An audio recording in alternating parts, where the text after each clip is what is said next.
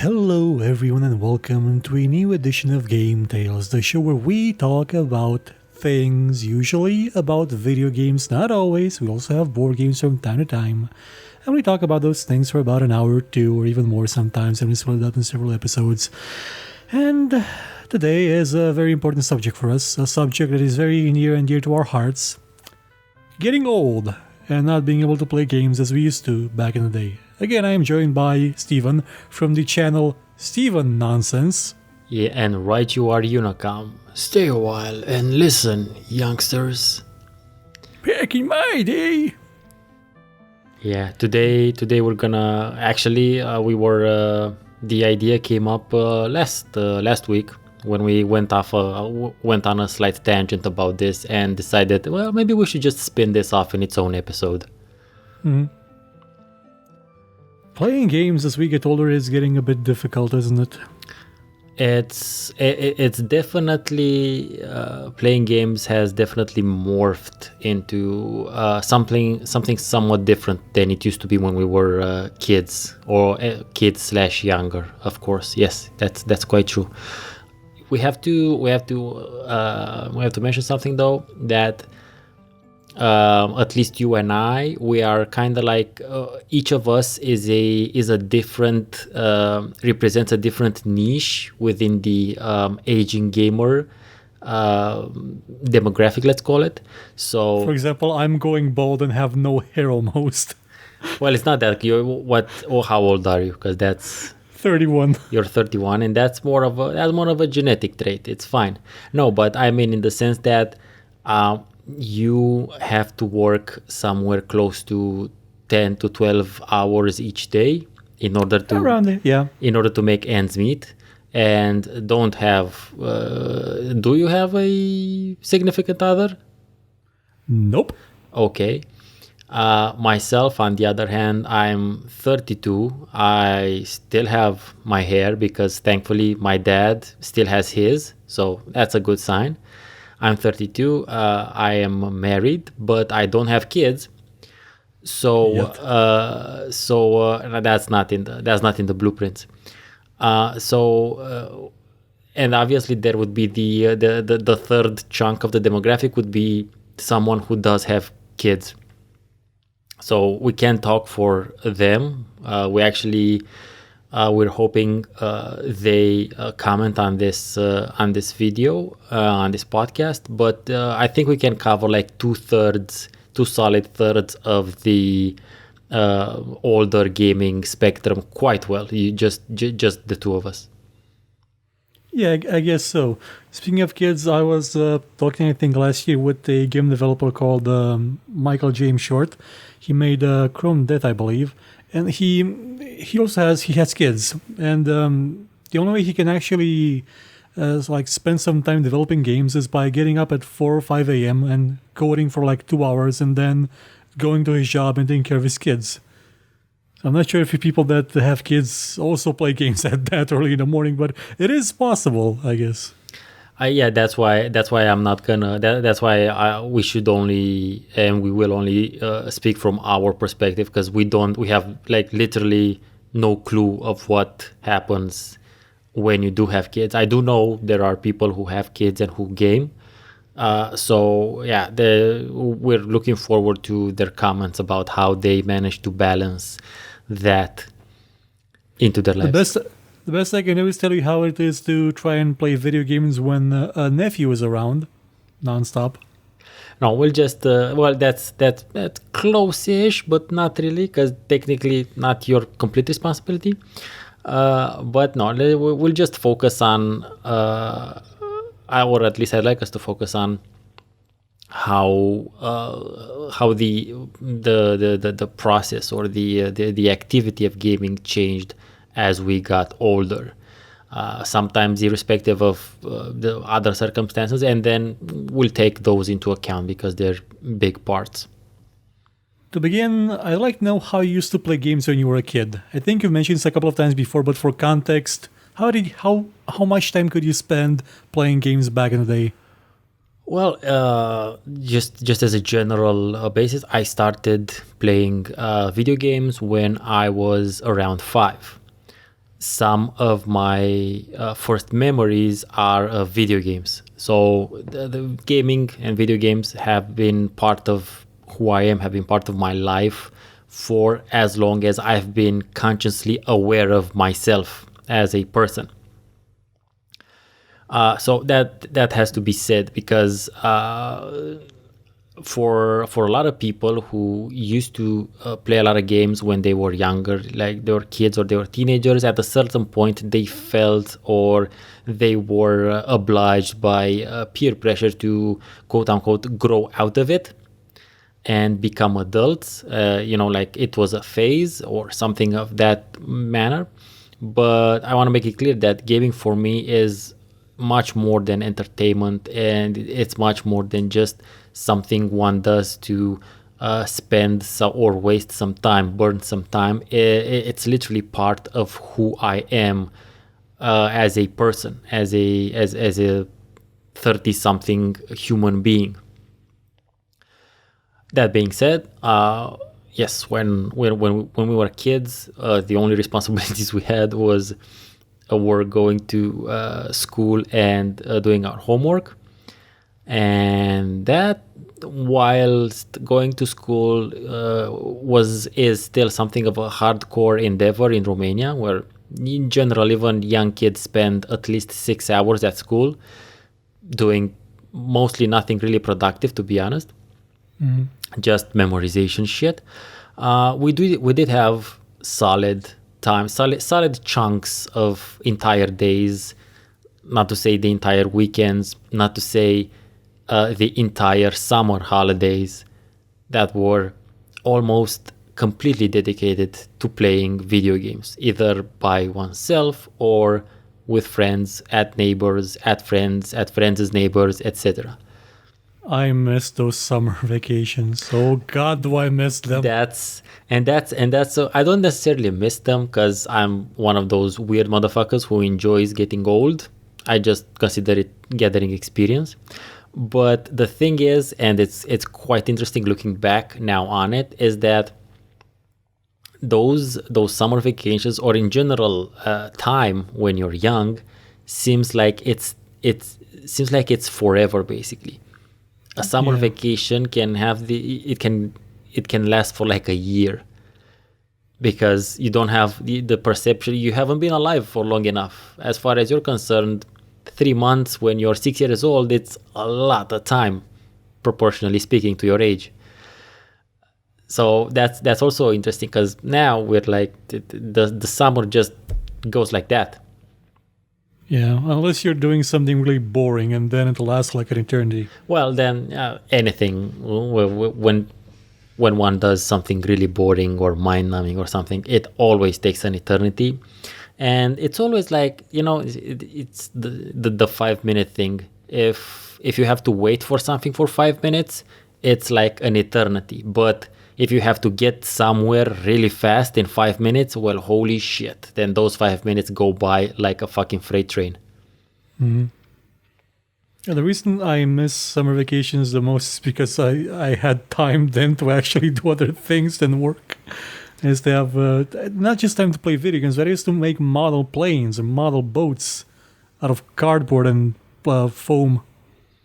Yeah, adulting is kind of shitty when compared to childhood, in certain aspects. On the other hand, I kind of like being an adult more than I liked being a kid, to be honest. But again, that might just be me. So it'd be nice to still be an adult, but have the time at your disposal you used to have when you were a kid. Oh yeah, that would. I mean, that would be the dream. Like literally, that would be the dream. But you know what? You know what's a big difference? Even so, this is one of the things I was talking about, in the sense that how gaming has changed with age, regardless of our let's say relationship statuses or how much time we have on our hands, is patience.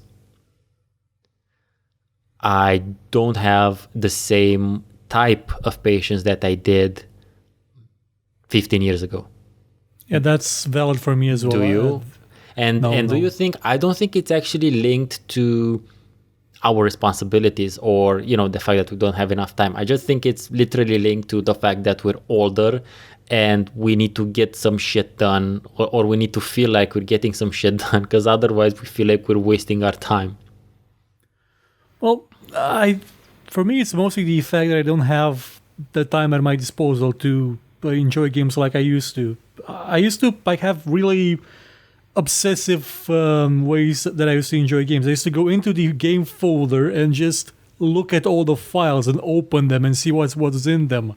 I used to do this with pretty much every game I had. Back then I didn't have a lot of games, so I had time to take them all. Now I don't even look in the game folder often. I guess I am, but so I understand I understand your perspective, but you also know that I have considerably more time than you do to play games, due to my circumstances, which are comfortable, let's say.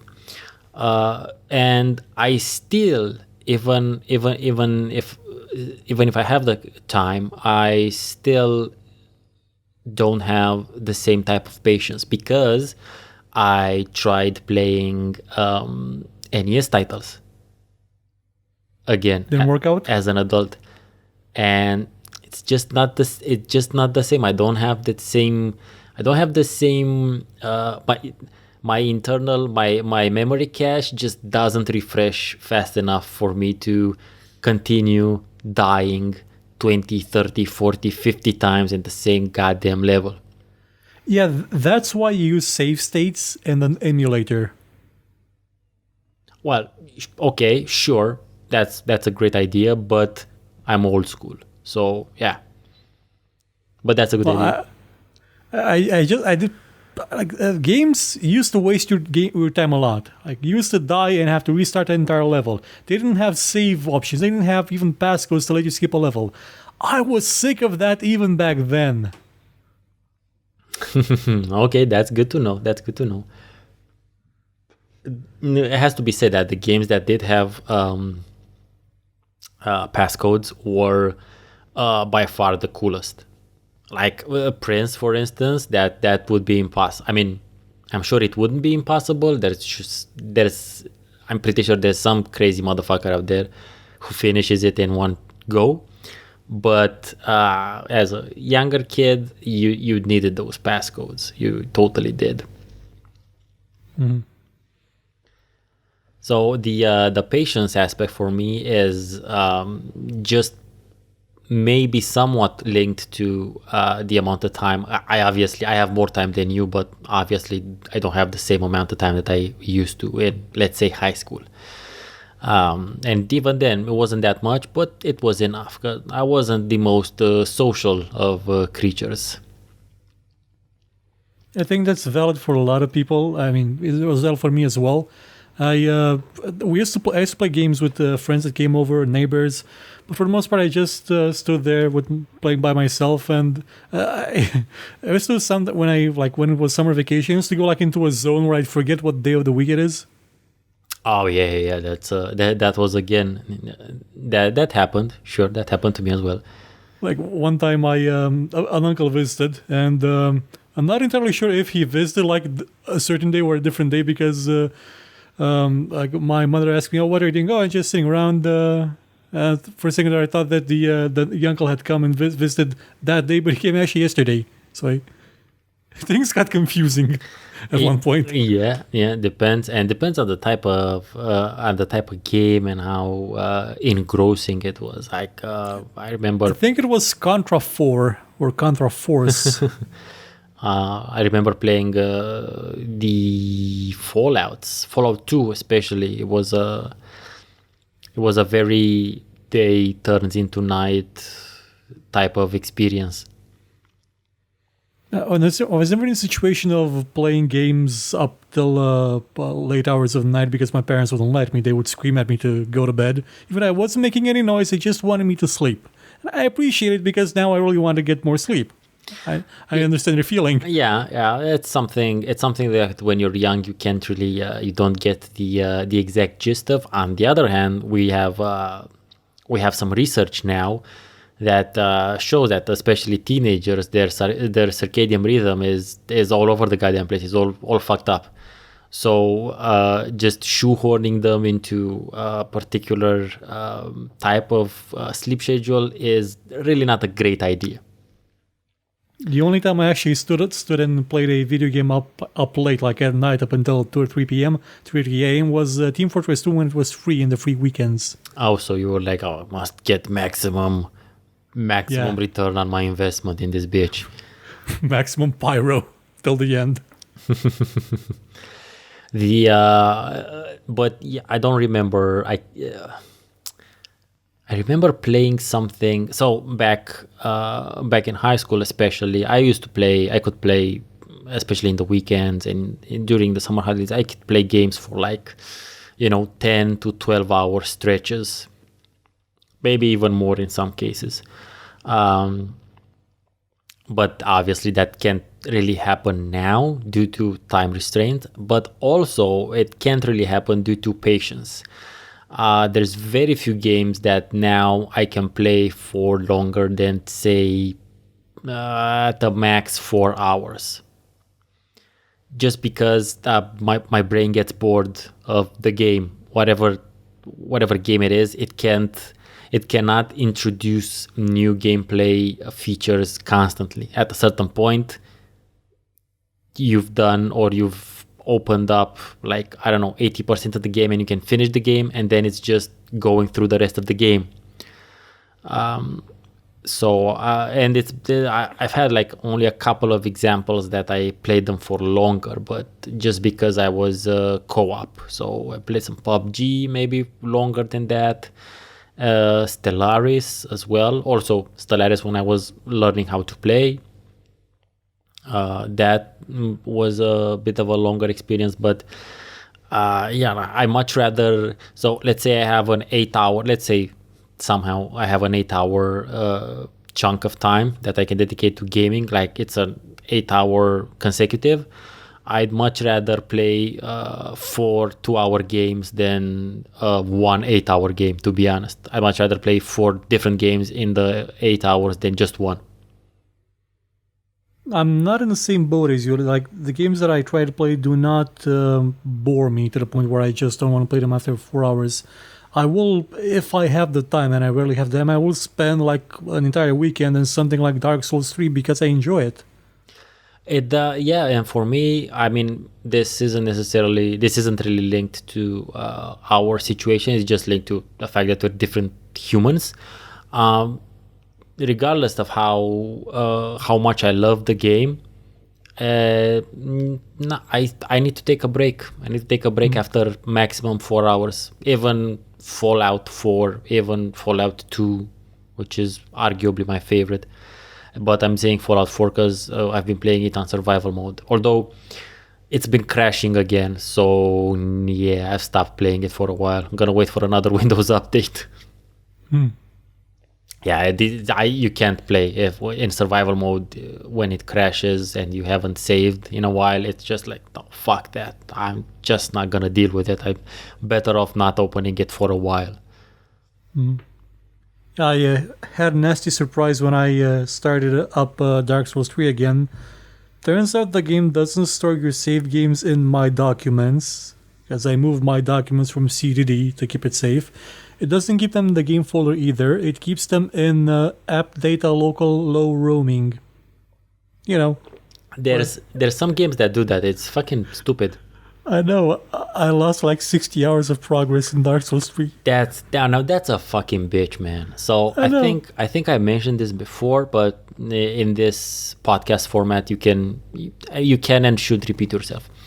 Not completely, but I mentioned that I started playing Drakenzang twice. So I started playing the first game and got decently into it.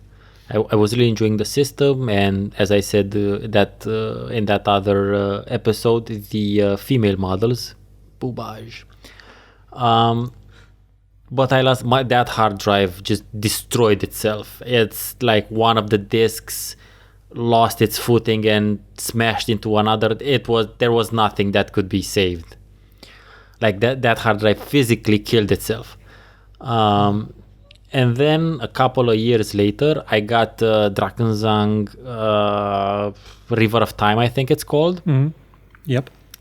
So I'm like, I think it's time. Like the wound has healed. I think it's time to restart this motherfucker. So I start that and get even further into it, and I lose the save again.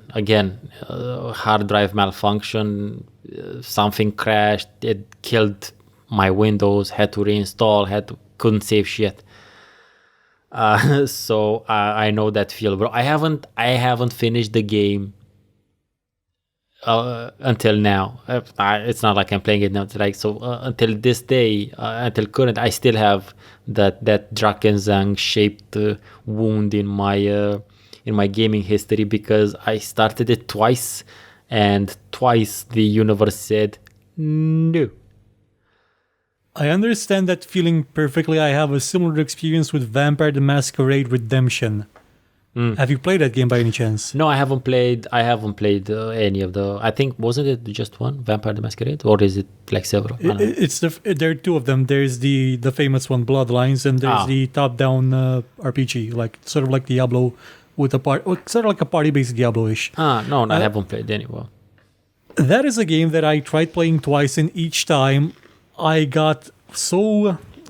Let me explain. The game shipped without a save game feature. That's bad design. I know, it could only autosave when you switch regions. Holy fuck. So let's say you played it for like 2 hours, and you died and realized, oh, my last save is at the beginning of the game. Well, I'm not gonna play it again, like to redo all that stuff, because at the beginning it's very, very linear, with not a lot of choices. It's kind of getting kind of bland. So I just gave up and said, okay, I'm gonna come back to it sometime later. About 10 years later, okay, I tried the GOG version. The GOG version has save game support. Okay, play that. Play. Get to a boss. The boss kills me. It's okay, no problem. I'm going to load a save game. Load the game. There's something wrong. So my quests are at a certain point in time, but everything else is in another place in time. Like, everything that I was supposed to kill is dead for some reason. Turns out that even the GOG version has a bit of a bug. If you don't set the folder options to be something, I don't even know exactly what they had to be. I think you had to disable them being usable for archive or something, or enable archive. If you don't do that, it will overwrite the world status of the one save it has with the current autosave. So it'll basically make loading older save games impossible. Fucking hell. Yeah, so I've never played that game past that, because the idea of replaying the beginning of a game every time, like after a short time, will always just make me say no, I don't want to. Unless it's a really good game, unless it's Diablo. Diablo, I can do that non-stop. But if it's a more linear game, no, I've given up on multiple games because of that. You know what's a weird game? What's two games that are really weird, that the beginning of the games have fuck all to do with the rest of the games? Fallout 1 and 2. Yeah, kinda. From Fallout 1, you start in a cave, basically killing rats. Which right there, some people might people who don't know what the game is about could be saying like, "What the fuck? Am I killing rats? No, fuck this shit," and just don't look into it further. And Fallout 2, if you somehow start playing Fallout 2, the first part is killing ants that are the size of rats. And scorpions. And actually, arguably for Fallout standards, small scorpions. To be honest, now. Well, technically, you could talk if you have a high enough intelligence and speech skill. You could talk your way out of that tutorial. Yeah, that's true. But let's be honest. Yeah, most people won't do that. Yeah, no, that's not. Also, there's a lot of experience to be gained by doing that. Much more so than if you dialogue it, I think. I think so, yeah. Because you can also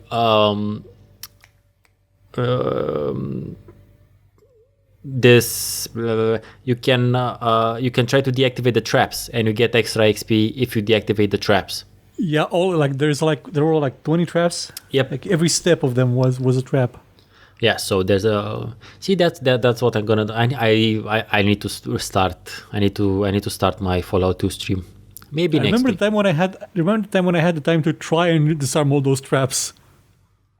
Well, I'll be doing it for a stream, so it should be fine. How are you dealing with the new games? Do you feel that you have the same time dedicated to understanding them as you did with older ones when you were younger? Definitely not, and it's important. And this has made the availability first and the proper design of tutorials a major part of how I review games. So I will usually and as you know, and hopefully our listeners know, I review a lot of city builders, not really a lot, but I go into city builders. I review RPGs, strategy games, things that have complex loops. So I need to understand how those things work in order for me to then play the game properly and be able to actually review it for its merits. So the fact that I don't have that I have less time has made has increased the importance of having a good tutorial. Usually, if a game has a good tutorial, I will mention that in the review. I'll actually almost start with that, just so that people following it know that they can get into the game. And tutorials are that much more important in things like city builders, for instance. Or there's an online card game I play that initially didn't have a tutorial, and it was really annoying to get an idea of what's going on. But now they have a tutorial, and it's super fluid and nice, and it works really cool. The card game, by the way, is called Labyrinth, and I actually think it's free to play. Cool. Yeah, Speaking of go. Oh, pardon. No, speaking of tutorials, when I used to work at Arena TV a long time ago, I did a show very similar to Play Now, but it was mostly about the first 15 minutes of a game. Mostly because rendering out something longer than 15 minutes, even in we didn't use 4080p. We had 556 by something. It was very, very small resolution. Even doing that at 15 minutes would take hours. And out of those 15 minutes, a bunch of the game would be the tutorial. And I got a phobia for tutorials back then. After a year, they just drove me insane. I would skip them whenever I saw one. Because I know that even if the developers tried, it would be enough for one of them to make a really crappy tutorial to ruin a show. Well, yeah, but that's because of your of the particularities of that time. But I consider a tutorial a very an important part of the game, and because that's usually the introduction of the game to a new player, and in our case to a reviewer. So as far as I'm concerned, that first impression better be a goddamn good one. Sometimes they weren't, especially in MMOs, especially in Korean MMOs. Well, man, there is also there is no accounting for taste. I don't know. It depends on the choices you make as a human in general in life. I don't know what to tell you on that one. If you choose to play shit, then yeah, that's what you'll get. But I haven't. I've mostly had very good experiences with the tutorials, especially in things like I mentioned. Book of Demons in the past. They have a great tutorial because it basically you can play the game, and as you play the game, you get tutorial tips. As in, it basically explains what shit does as you go through the game. So that it's not like a separate stage; it's just the beginning of the game. You can also skip tutorial messages if you've already played it. But you kind of need it because there's a bunch of mechanics that you intuitively you won't go for them.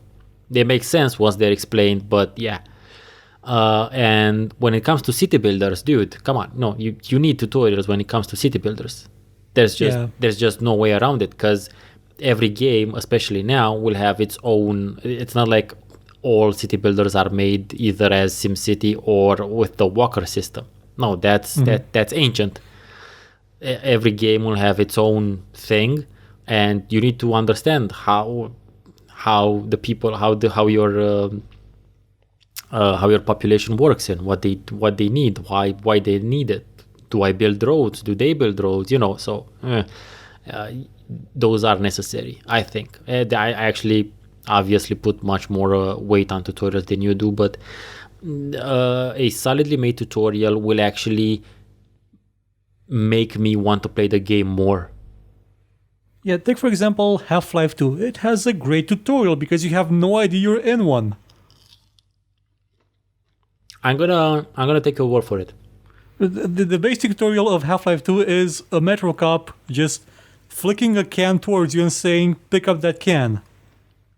Oh yeah, I think so. No, I think I actually played a bit of that. Like that's the tutorial for the most used feature of the game, picking up a thing. Though to be fair, Half-Life is an easy game to explain, unlike a city builder. Exactly. So even so, it's interesting how we have different views on things regardless of our time allotment to gaming. And they all stem from getting older, because when I was young, I was like, tutorials, well, fine, sure. I thought tutorials were time consuming when I was younger, actually. I still do think that. Now I consider them a great investment of time, because I can get a great understanding of what the game is in however long the tutorial takes, 15 minutes, 20, half an hour, and can actually tell if I want to play the game or not. If they start with, "This is how you move your camera, we invented camera controls, no other game before us had camera controls, we're gonna make you move the camera 10 times to make sure you understand camera controls." Just moving it once is fine. A lot of games, some games don't let you move it just once. They need you to do it several times. I am of the Stan Lee approach when it comes to this. He said every comic book is someone's first comic book. So you need to be sure to explain in the first 2 pages what the comic book is about every time. So every video game will be someone's first video game. In the same way, I do like that some games let you choose an option, like, I have played this genre before. Yeah, that's also cool. I have not played this genre before, I have played this series before. So it'll adapt what you're being taught in tooltips or tutorials, depending on that. I think Total War does this. Yeah, it asks you if you've played it before. That's super cool, but on the other hand, that's something that could only be possible, like relatively recently, because, processing power and space. Tooltips aren't really that new. Not tooltips, sure, no, but I'm saying that type of approach, that type of, hey, maybe you've played this before and we can rehash things. I mean, there's the processing power that's capable of either, because it's usually, when it comes to those games, it's not just tooltips, it's sometimes the entire beginning experience of the game. Well, yeah, that's the Paradox games usually have that in the form of multiple levels of depth to the tutorials. There's the simple ones like basic, intermediate, and advanced. Yes, and that's also cool. Again, it's cool for me, because if I'm interested and I want to dive deeper into the game, then I might check out the tutorials. On the other hand, I've recently played Afterlife as I don't know, it's always weird, as people have already seen last week. I'm not sure when this will air. No. I'm even if you're not sure when this will air, last week Afterlife would have already been posted. It's fine. I'm gonna just put my chips down. And Afterlife is a god game slash city builder from 1996, made by LucasArts, and it's like nothing else that LucasArts ever did. But the thing is that it has tutorials. It has tutorials for the basic things, but it's the type of game where you also need to read the manual. And to be honest, the manual only covers the really basic stuff. Like the manual covers the things that you need to know how to start playing the game. The tutorials in the game give you an idea of how you can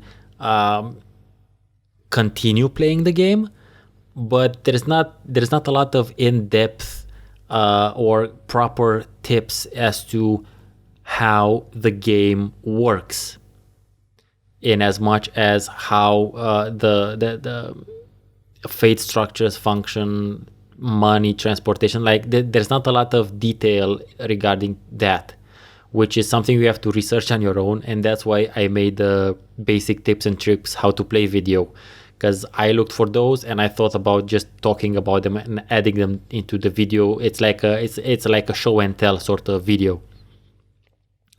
So there's also that. Even in the long ago, there were situations when games would rely more on the manual to explain how it works, and that's something that doesn't exist anymore. Yeah, because back then you couldn't really fit all that into the game. You couldn't even fit the story. Wasteland, the first one, did not have the story in the game. You had to read it. I know, because I reviewed Wasteland a couple of years ago, and it was extremely fascinating to have to open the PDF with the manual and read the story entries. Granted, the modern version of Wasteland has the text as well, but I wanted to get the old school experience, so I made believe that I have that the PDF is the book and I would read through that. But yeah, that's totally true. Ultimas, similarly, the Ultimas had a lot of information in the manual, like game crucial information was in the manual. Yeah, when you started Ultima 4, the game would tell you that you find, like, your character finds the Book of Ultimate Truth or something like that in a bag. And it says, you now read the book. And then it says again, no, really, go read the book. Yeah. Because in the manual for Ultima, it just tells you everything you need to know about using the interface, and it also gives you an outlook of where the surrounding towns are and things like that. So it's really important to have the manual. Nowadays we have tutorials. Yep. I guess they are in some ways an improvement over what was before them. I guess you can, in some circumstances, obviously. I would still like, for collecting purposes, games to be like, like big box games, and maybe they come with like some physical swag and whatnot. But that's just because I'm a collector and I'm a physical collector. I like to have things in my hand and play with them and whatnot. That's why. Even my tabletop game reviews, I have a policy of not reviewing PDF games, because I really dislike reading digital text. Plus, I really like having the book in my hands. Plus, I really like reading the book on the shitter. Yeah, I read the entire Lord of the Rings and The Hobbit off a 14-inch CRT monitor, so I understand why you would want that. Yeah, I read the entire, not the entire, but 5 out of 7 Harry Potter books off of my CRT monitor. So yeah, that's why I have no patience for that. Nor do I have it for reading it off what the fuck are those Amazon thing? Kindles. Kindle.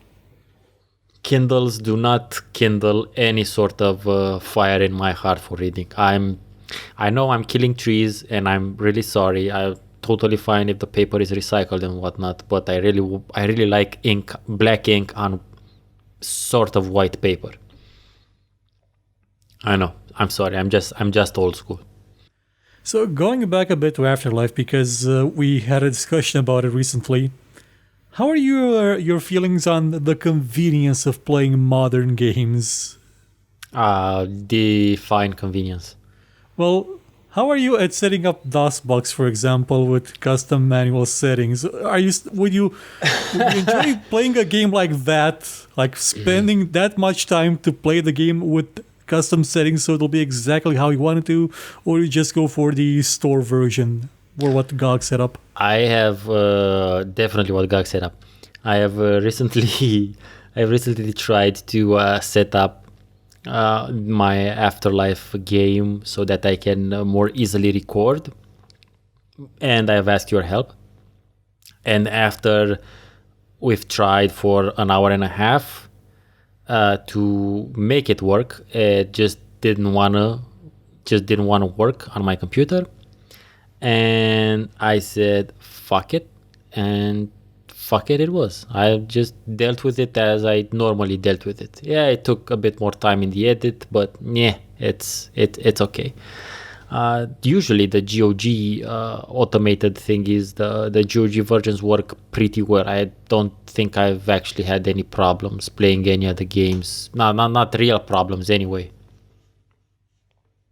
Yeah, mostly going to DOSBox and modify things if I want to use like an MT32 emulator, or if I want to use things like better pixel accuracy, or in the case of Heroes of Might and Magic 2, sound that actually works.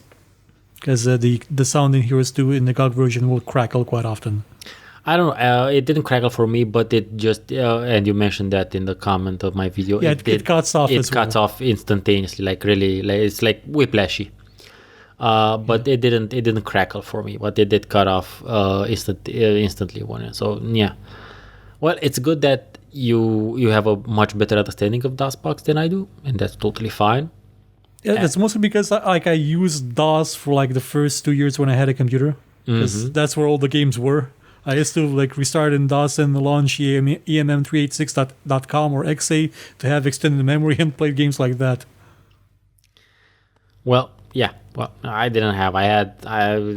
My era of using DOS was quite limited actually. So that's why I don't have your ease of use with these quite ancient. Look on the bright side. We're not playing games on Linux. We don't have to remember sudo commands to launch stuff or compile stuff or get them off Git. Yeah, that's a punch cards. Yeah. No, that's old school even for us. That's older even than us. Yeah, I'm okay with DOS commands, but the Linux commands, I do not have the patience to remember new commands, and that's one of my main problems with getting to modern games when I have time. I'll mostly gravitate towards like if I'm on holiday, like in the winter when I have my self-mandated holiday where nobody will ever take it away from me unless it's over my dead body. I usually go towards games that I've already played, like Settlers 2 and Unreal Tournament maybe, and just enjoy myself for a day or two in those games instead of trying out something new, because I don't have the energy for new games to learn them and find out what they're about. I just want to have fun with something old. Also, you don't want you have limited time and you want a certain return on that time. You want to do something that you're sure will result in you feeling nice or you being entertained, whilst trying something new is by itself a risky proposition.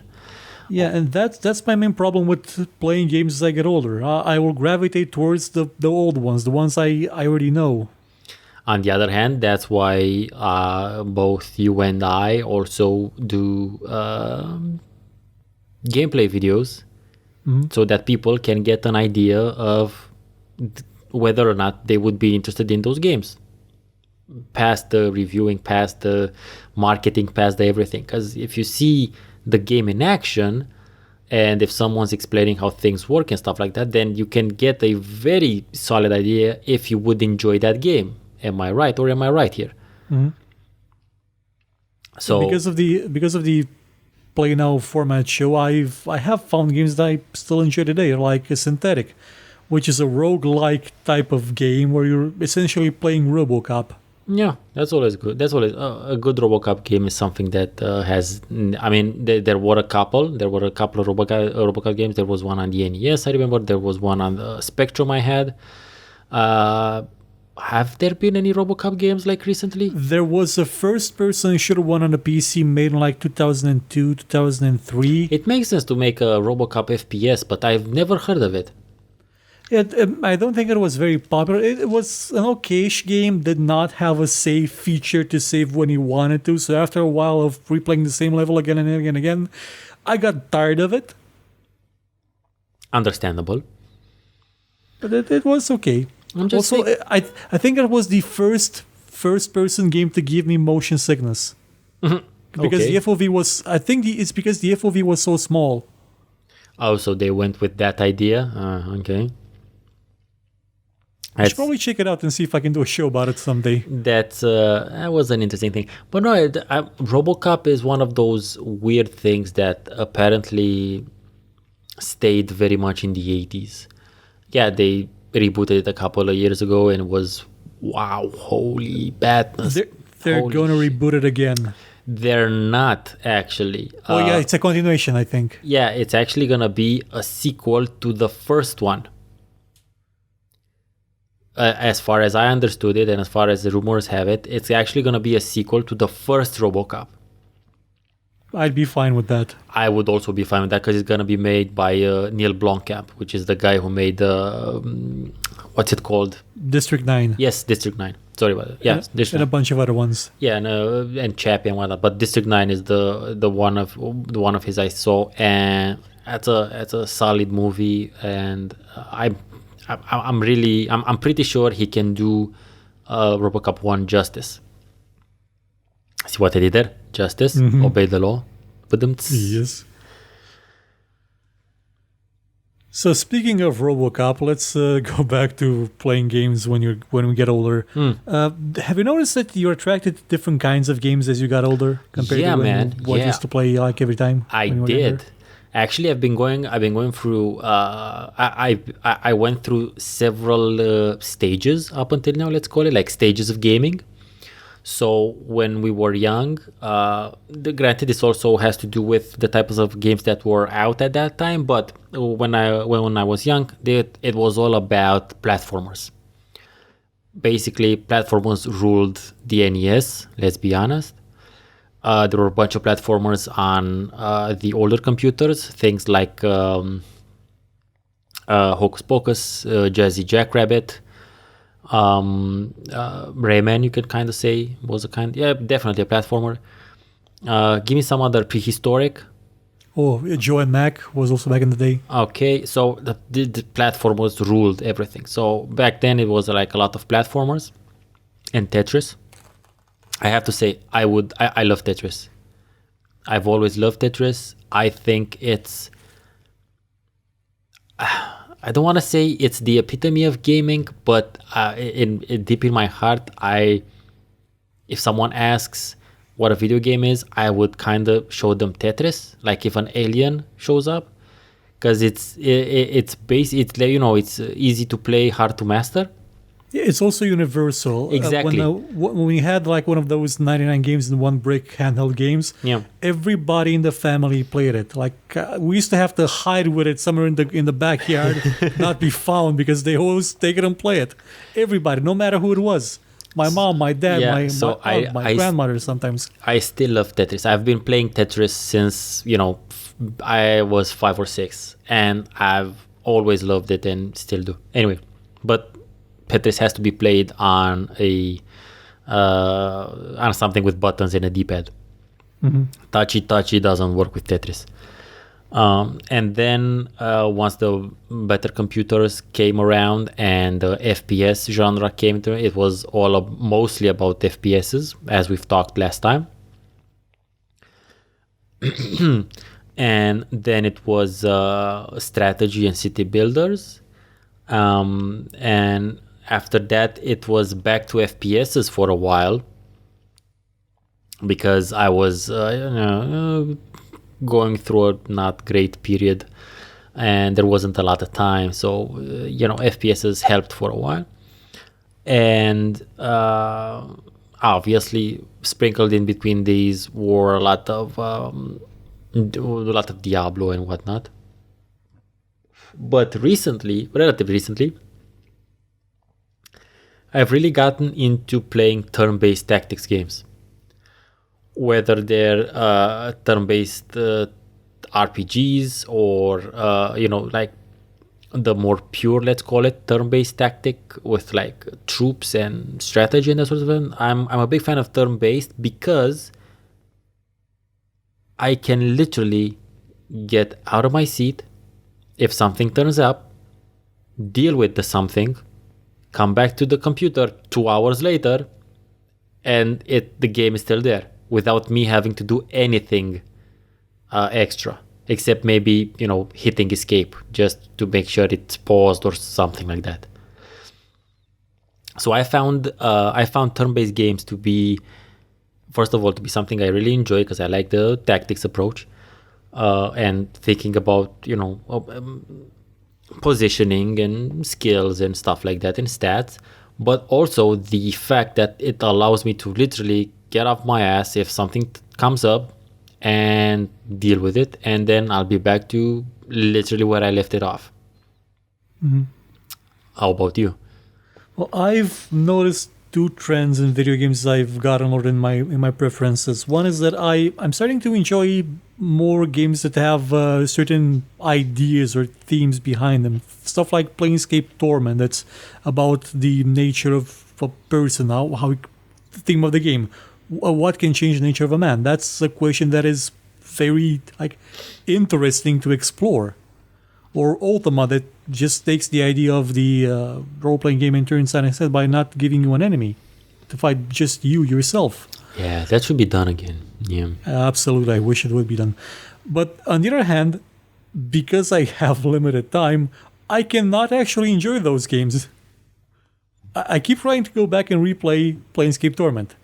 I get about an hour in it, then I have to do something, then do something else. Then a day or two passes, I come back to the game, I forget half of what I've done, and I can continue. Yeah, that doesn't. Yeah, my benefits of turn-based games, they don't really apply when it's for story-heavy games, such as Planescape Torment, for instance. Or even some other but the newer games, they're kind of most encounters tend to be self-enclosed.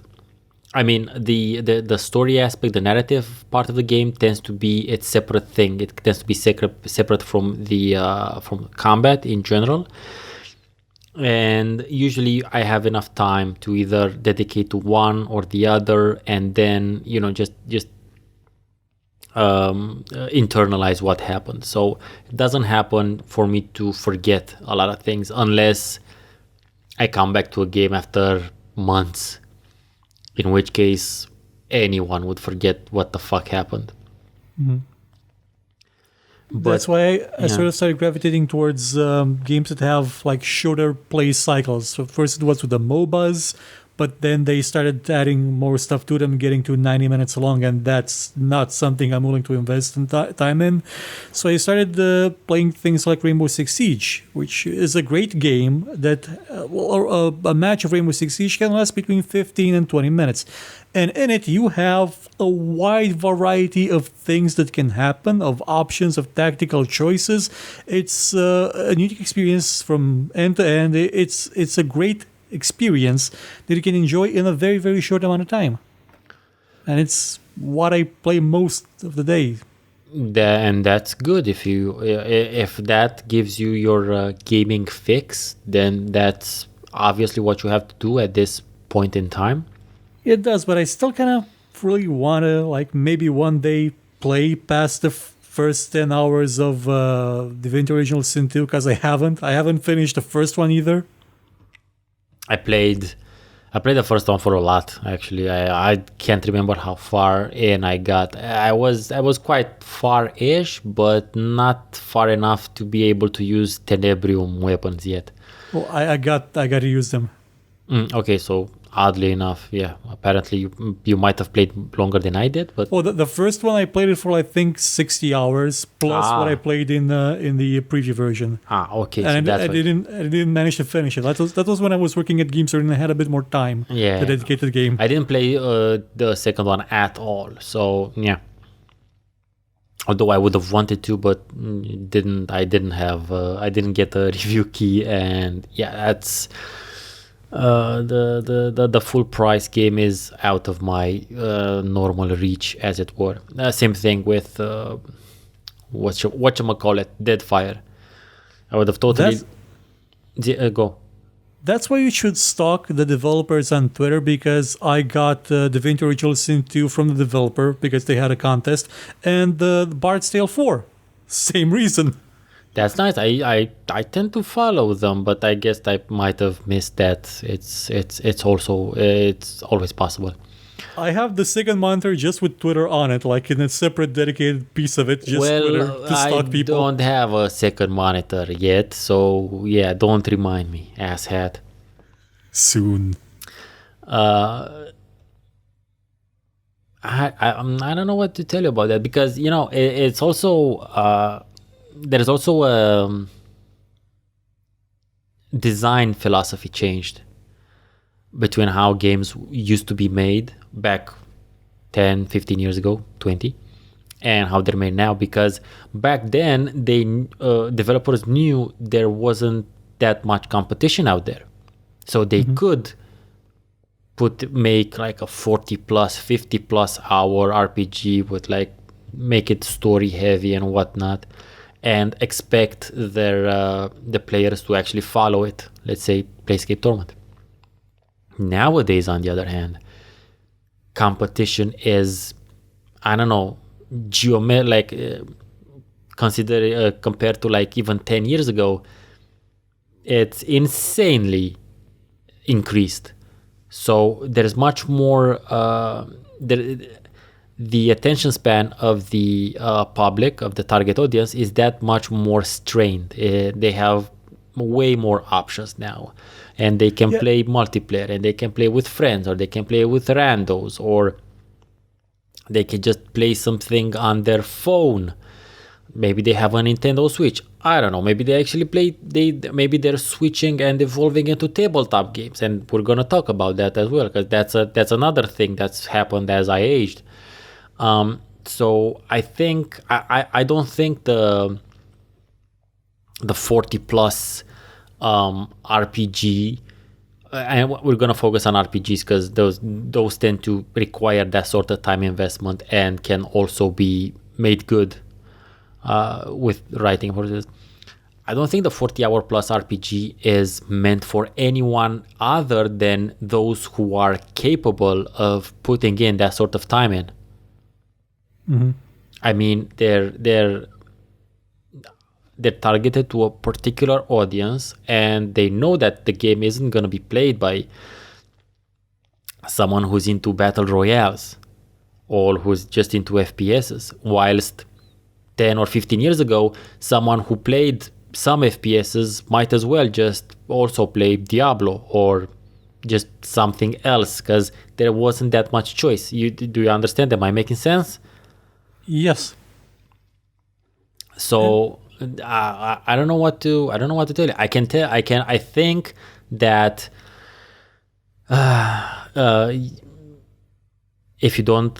if something doesn't happen, so you can get a bit more extra time on your hands, looking towards actually the things I play, the indie games I play, and finding one of them that is at least part of what you want and play that.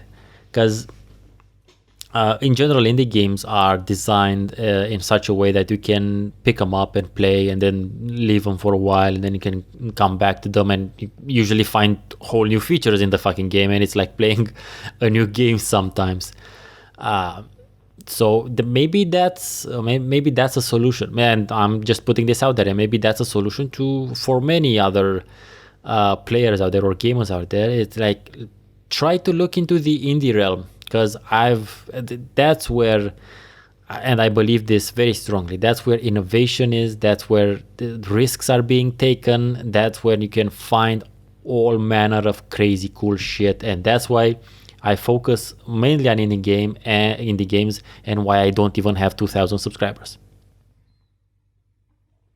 You broke up away from the audio broke a bit, but I think I understand most of what he said.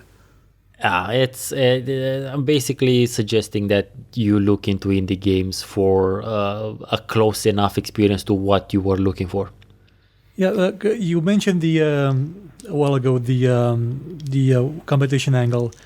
Games are not at competition just with other games nowadays. They're vying for more than just a small pastime as video games. They're aiming to be the bigger, broader media. And that means they have to bring in people that would normally maybe not play games, but instead would spend time with each other doing something else.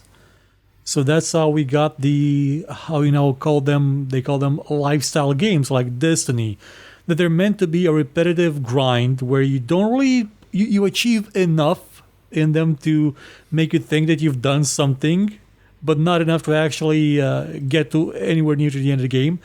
And you do it by playing with friends, usually talking and having fun, like online over the internet. That's sort of a solution to people getting together that could not normally get together, or would have to spend more time getting together and not playing games. Yeah, and it's the world we live in now. I'm pretty sure that would be a pretty large niche. Yeah, and it is. For people like us, for instance, for people like us who we really love tabletop RPGs, for instance, but none of us live in a place where they can be accepted or get into a group, like a real life group. For people like us, like that sort of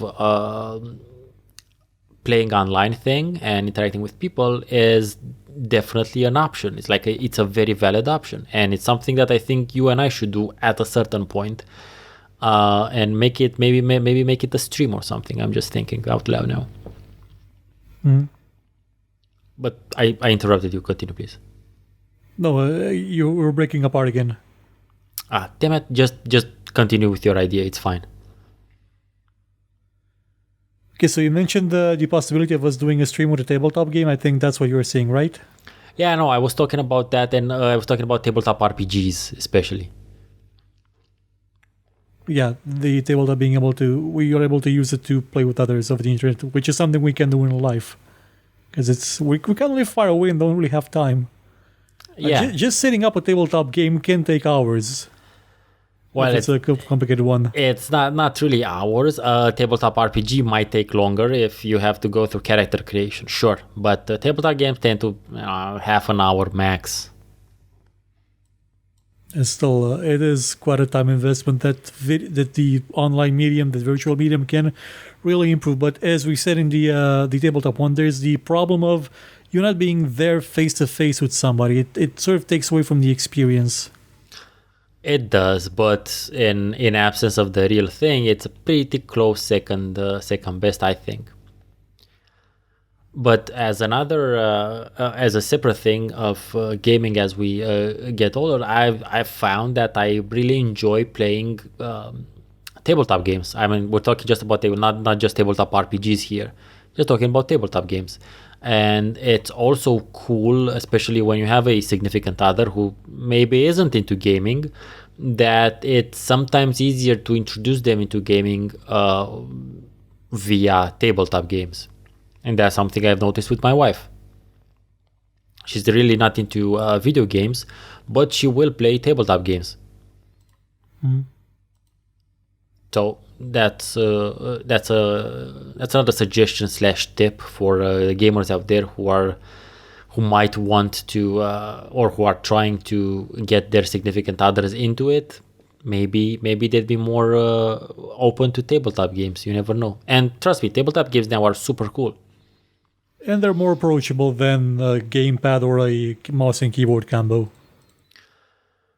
Yeah, because usually when you're young, you tend to have some contact with some child-like or like children's games, tabletop games. So there's a bit of that. Like for me, the first things were video games actually before tabletop. To be honest, before having any memories of stuff like chess. So maybe that's why I'm much more prone to playing video games. But for most people, it's the other way around. I think we should start getting to the end of the show because your internet is not really doing us any favors right now.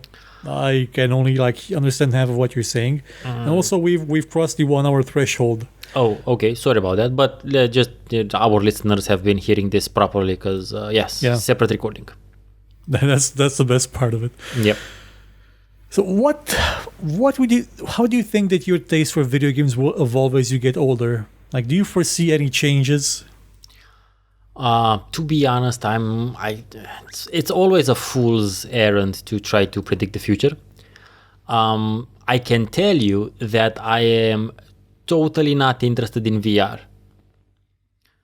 I've used VR and it's quite interesting and the experience is rather unique, but at this time in its development, I do not see it being feasible. It's way too expensive. It requires way too much space to use.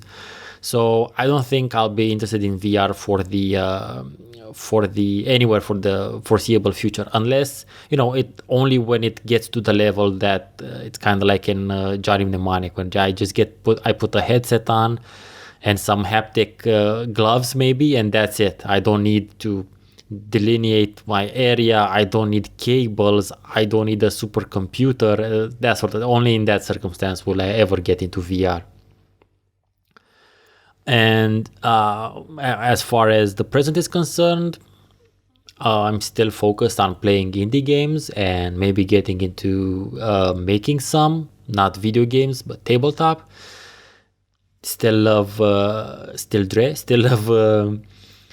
playing city builders and RPGs and turn-based games, and I'll still be doing that. Maybe a bit less tabletop gaming, because the reading through a core book and reviewing that takes way longer. But I still have a couple of those on the docket.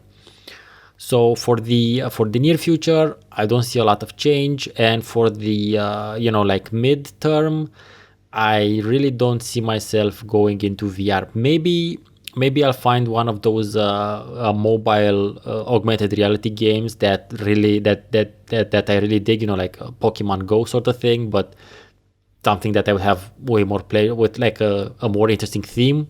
For instance, Fallout, because the potential for a Fallout augmented reality is huge. It just there's just so many things you can do. It's insane.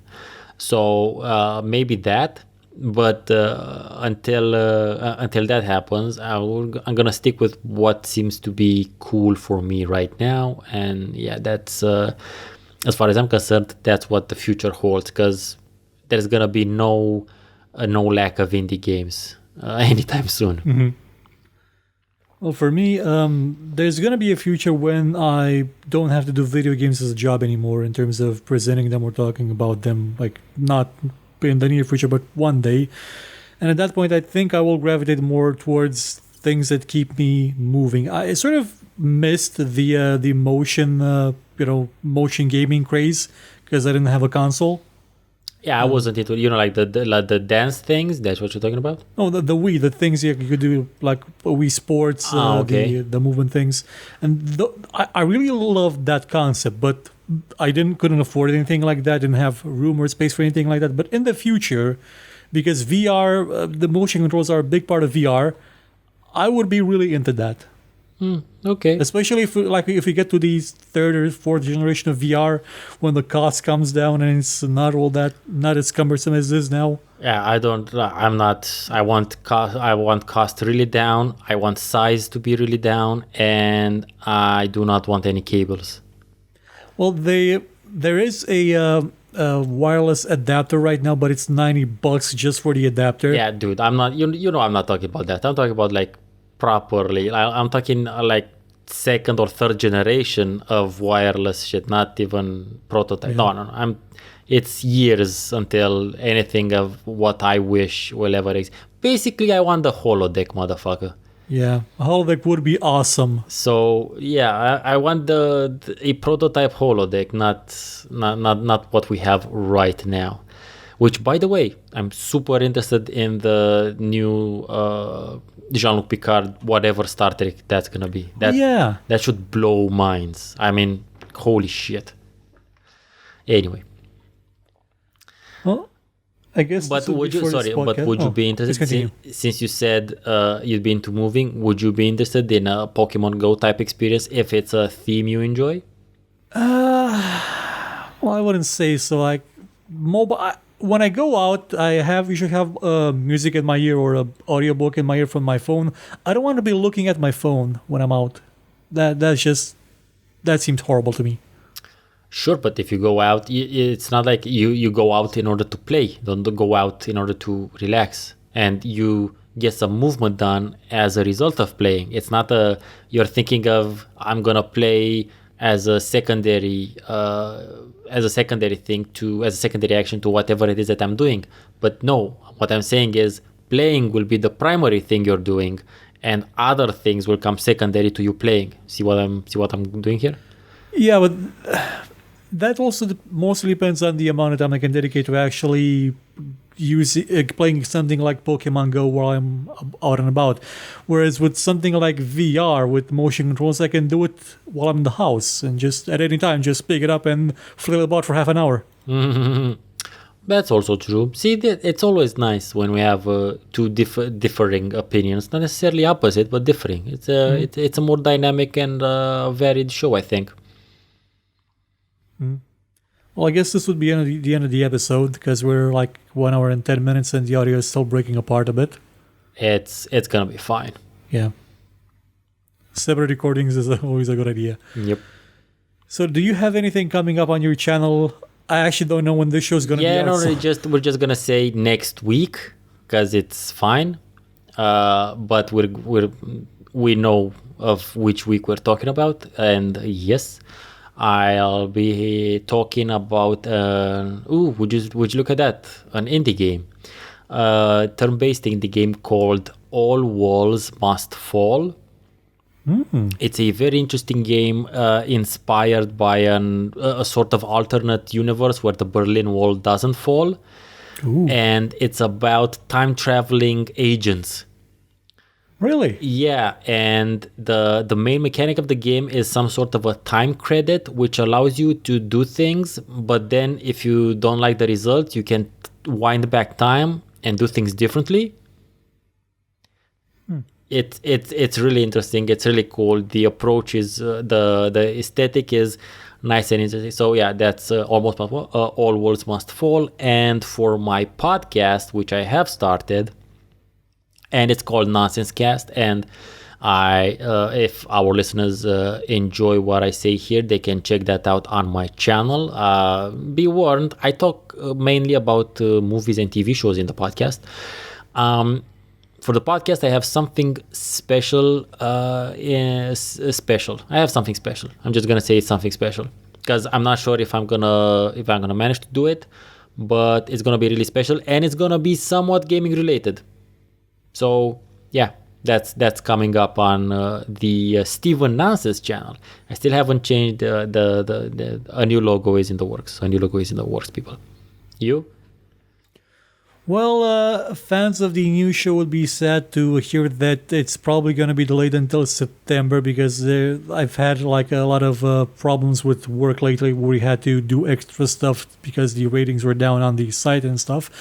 But it will be back in September. And in terms of things like history, I think Onimusha 3 will already have been out by the time this podcast airs. And then either Oddworld or Die by the Sword, probably, depending on which one I get to play. Those are really old titles, by the way. Yeah. That's totally good. They work with Afterlife, which I just talked about. It's really old. Well, actually, those are newer than Afterlife, but still. And after that is Defender of the Crown, which is even older. Oh, holy shit! Are you Die by the Sword, Defender of the Crown? Is it medieval month? No, they sort of like got smushed together because I stopped doing history shows for a month. To be honest, we should do medieval month. Yeah, medieval May, medieval March, medieval. It's probably gonna be medieval June with the way I keep delaying things. We'll see. I don't know. It's a good idea. I think I have a bunch of. I think I could play. I could play Crusader HD for one, and Knights and Merchants. So we can make like a crossover. You talk about some games, I talk about other games. It might be a good idea. I was gonna do castles at the end of the city builder one, but I didn't get a chance, so I didn't have time. I did Conquest of the New World instead. But Castles is still on the list, and Castle is a very nice medieval game about building castles. Ooh, I'll look into it then also. Maybe I'll beat There's you to two it. of them even. Okay, I think we're done now. Yes, we are. This would be all, so I wish you all adieu and have fun. Goodbye. See you next time.